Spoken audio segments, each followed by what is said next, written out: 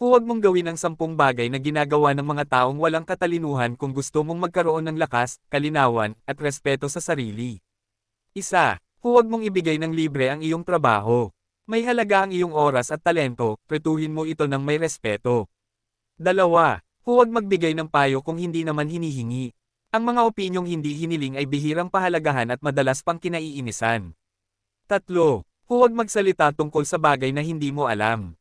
Ang pananahimik ay karunungan. Magsalita lamang kung may saysay ang iyong mga salita. 4. Huwag kang magmakaawa sa taong gustong umalis. Kung nais nilang umalis, hayaan mo sila. Ang dangal ay dapat unahin. 5. Huwag kang umasa sa iba para mabuhay. Ang pagiging independent ay kapangyarihan, ang pag-asa sa iba ay pagsuko. 6. Huwag kang mangutang o magpautang. Ang utang ay sumisira ng kapayapaan ng mas mabilis kaysa kahirapan. 7. Huwag humingi ng tawad ng paulit-ulit. Isang taos-pusong, sorry, ay sapat na. Huwag kang magmakaawa para sa kapatawaran. 8. Huwag hayaang iba ang magdesisyon para sa'yo. Buhay mo ito, ikaw ang may pananagutan.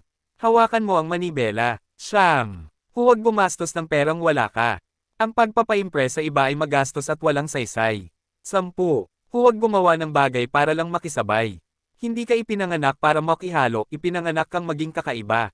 At ito ang pinakamahalagang aral. Bawat pagkakamaling inaalis mo ay nagpapatalas sa'yo. Bawat hangganang itinatalaga mo ay nagpapalakas sa'yo. Dahil ang talino ay hindi nasusukat sa kung ano ang alam mo, kundi sa kung ano ang pinipili mong huwag gawin.